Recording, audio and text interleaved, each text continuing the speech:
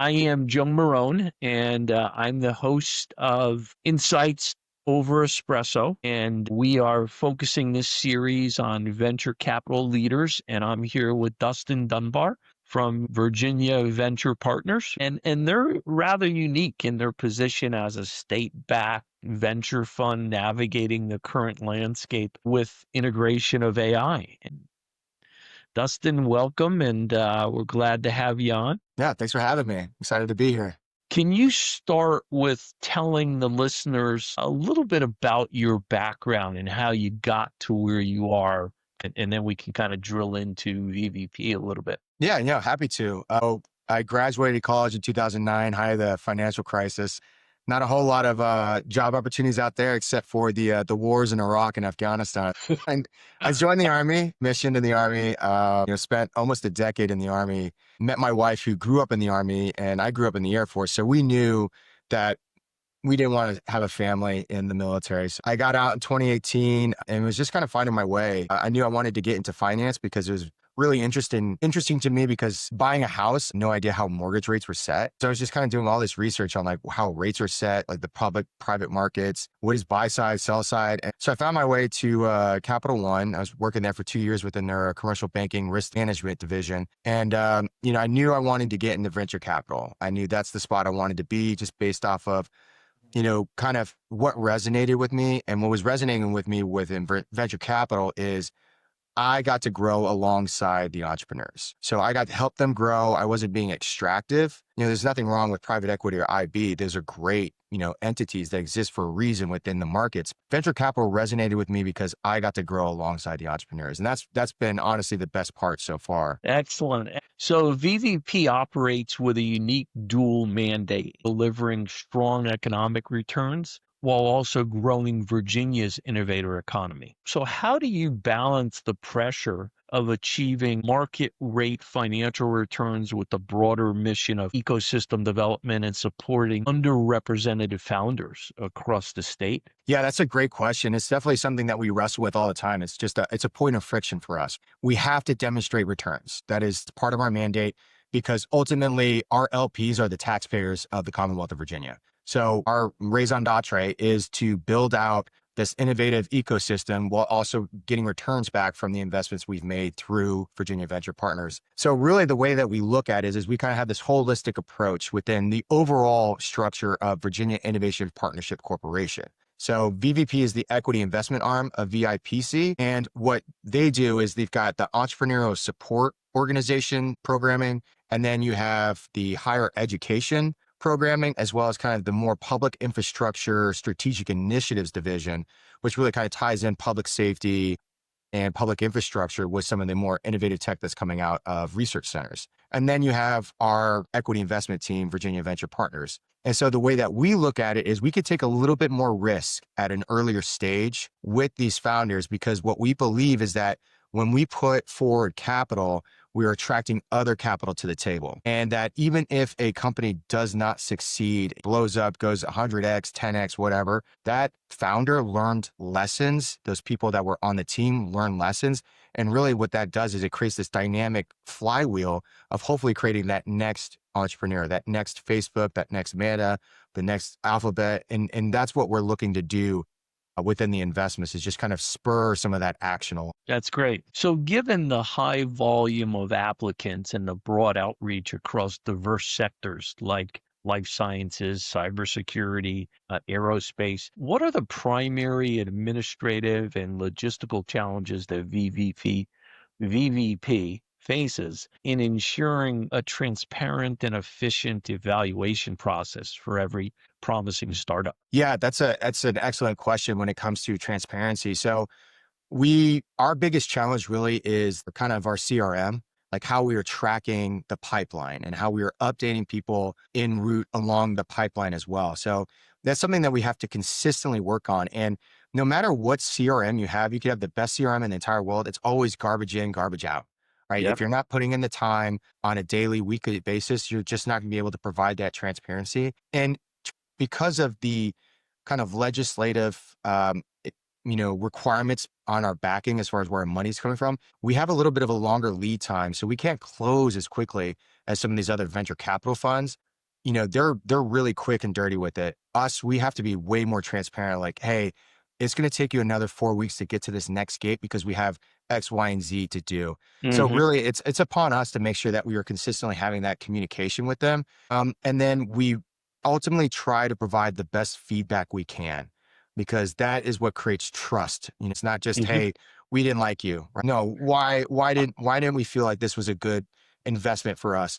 And then we try to say no, but we know somebody. We do a no and. We try to point them in the right direction. If they're too early, we try to send them to some of these more entrepreneurial support organizations, incubators, stuff like that. And then sometimes if it just doesn't fit our thesis, like consumer packaged goods, not really our wheelhouse, we Yeah. try to find somebody that is a consumer packaged good venture capital firm that Okay. would be interested in that space. So we try to do the no and. You're truly doing the right thing. So the Virginia startup ecosystem is booming, and VVP is deeply connected with accelerators and incubators. Can you share an example of a recent collaboration that successfully brought a high potential early stage company into VVP's pipeline? And what role did that collaboration play in the final investment decision?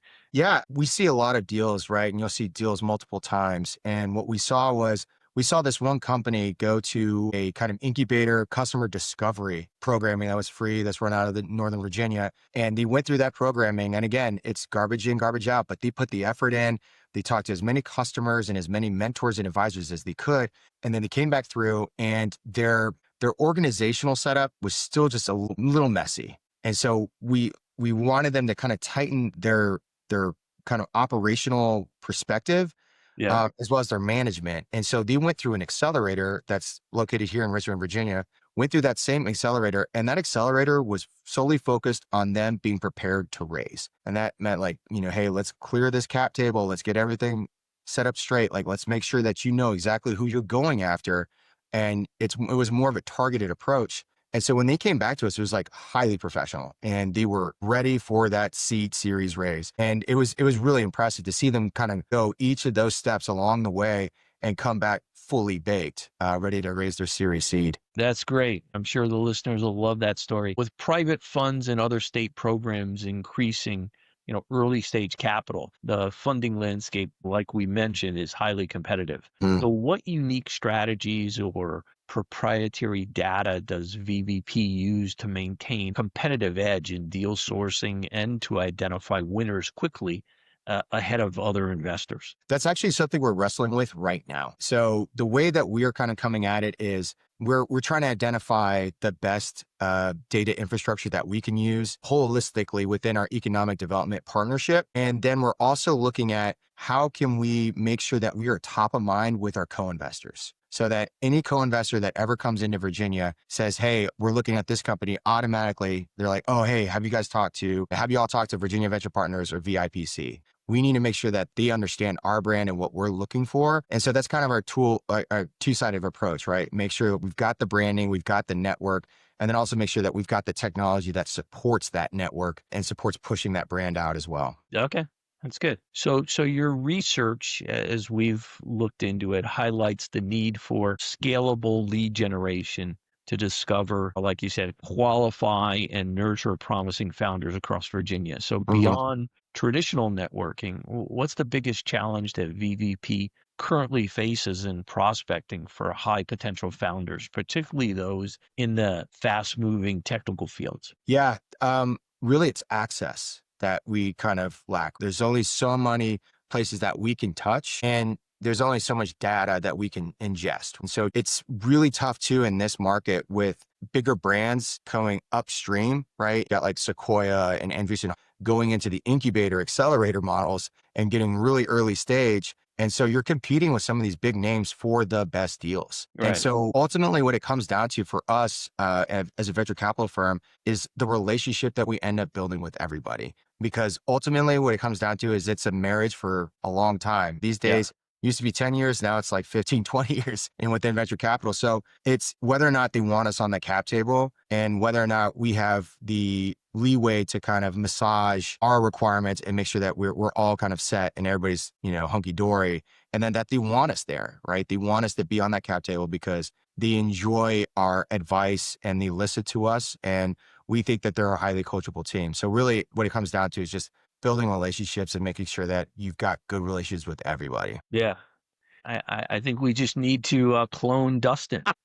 So in our pre-call, you mentioned the challenge of educating founders about the mythology surrounding venture capital. So how does VVP actively work to demystify the process and ensure founders understand that VC funding is a tool, not a guaranteed path to success? Yeah, exactly. Really, we try to do a bi-weekly coffee chat where we invite founders, other venture capital firms to kind of come and talk to each other, right? Just provide a platform and a forum for there to be this kind of collaboration aspect. But a lot of times what we end up doing on that is educating founders as well. We want founders to understand what venture capital should be used for, what they're signing up for when they take those funds, as well as like, hey, maybe you just don't need it. Maybe you can bootstrap this thing, or maybe you're just a company that really ultimately just needs debt.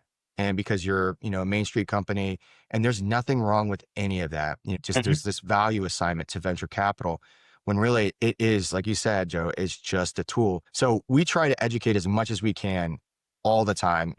I put on a VC Math 101 at a recent event here in DC.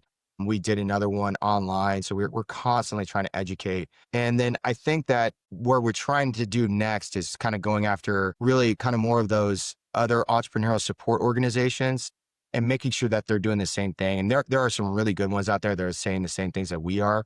We just want to make sure everybody's kind of on the same page. Is like, so nobody's really pushing somebody towards VC that doesn't need VC money. Yeah, that makes sense.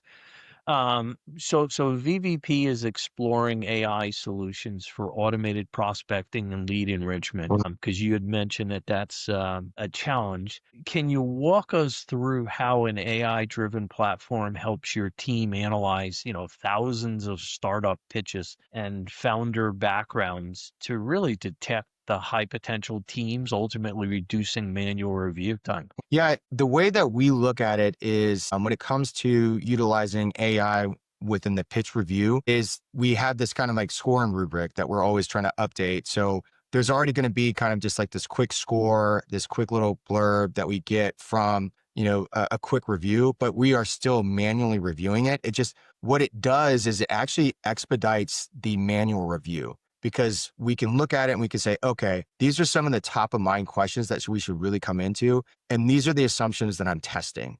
I want to make sure that I'm testing my assumptions. And sometimes it could be completely off, but what it really helps is it kind of helps formulate the frame around the way you're approaching each and every pitch before you walk into it. And it really, really helps. You're getting a quick review of like product summary. Hey, this is what they're doing so far. And then these are like the top risks based off of your risk appetite that you usually look at. And, are able to formulate the really tough questions based off of that walking into the pitch. And it's really, really helpful in that aspect. And it expedites the work and it really kind of streamlines it, really just kind of greases the skids. So there's not so much friction at the beginning. Okay. So as a state-backed fund, you face pretty strict reporting and compliance requirements for tracking impact and transparency. We talked a little bit about that. Are you currently leveraging generative AI, and the workflow automation to kind of streamline your internal operations and reduce that workload associated with stakeholder reporting? No, that's actually a big project that our CEO has mandated this year. So that's something that we're really working on is to like automate all of our workflows to make sure that everything is coming through. And on top of automating the workflows, it's not just taking what's happening right now and automating it, but looking at how the automation actually changes the workflow. And that is a radical different view, right? Like you have to come in and think, are we actually doing it the way an automated process would do it? And you got to set those priorities. You got to set like what you are trying to accomplish, what you're getting, and what you're trying to accomplish. And then from there, you're kind of actually building on a new pathway. And that's what we're trying to accomplish this year. Okay. One of the other things that brings to my mind is AI-powered analytics or key to monitoring the portfolio health and sensing ecosystem trends. So what's the one critical piece of data or a trend that VVP's AI analytics recently highlighted, which led to a strategic decision or an adjustment in your Mhm. investment thesis? Yeah, we haven't really had any of an adjustment. I think really what it comes down to the way we utilize it is how are we helping our portfolio companies? Like it's popping something red within the portfolio company. How can we help? Yeah. And that's what's driving a conversation during those board meetings when we sit on, we're board observers. And that's really where we're utilizing it is like how can we engage better and where do they need the help? And that's how we utilize it. Okay. Okay. So for our audience of fellow VCs looking to, I'm going to say, replicate VVP's success in other regions, certainly not Virginia, because we don't want to create competitors for you. But if somebody was coming from, Massachusetts or California or Oregon or even Texas, what would you say is the single most important lesson you've learned about scaling a regional innovation program, especially concerning the necessary support and advocacy from legislative bodies that you could share? Yeah, I think really the biggest lesson I've learned is that you have to have buy-in from all the key stakeholders. Typically, Virginia is a weird kind of state because of the Commonwealth, and we have these pockets that are like regionally separated, and everybody is kind of, the king or queen of their own fiefdom. And so you have to have those stakeholders in those entrepreneur ecosystems. Oh no, Campton Roads, Richmond, Charlottesville, Ova, they're all separated. And then you've got this, the southern bands in Southern Virginia, South Side, that is like really big about the manufacturing aspect of things. So you're getting all these key stakeholders from all these different areas to really kind of buy in on one, the mission, and two, the brand. And that's the big thing. So that every time someone mentions VVP, somebody already knows what we do. And that's the big thing. So it's just really getting the buy-in from the key stakeholders on those aspects of what we're trying to accomplish. And then just making sure that you are continually messaging that mission to those stakeholders who are then able to effectively communicate with their constituents or people that are, just kind of participating in the ecosystem. Okay. So, from your perspective, what are the top two non obvious signals that indicate a founder or a startup is truly high potential and built for rapid venture backed growth? That's a really good question. So obviously, I was like looking at revenue, right? People want revenue. I think that the one thing that we really look for, the top one right now, is how fast are they moving distribution wise? Like, how fast are they getting out there to new customers? It could be consumers, it could be, enterprises, but how fast are they moving through that distribution to get in front of people? And then how sticky is it? So looking at kind of that churn as well.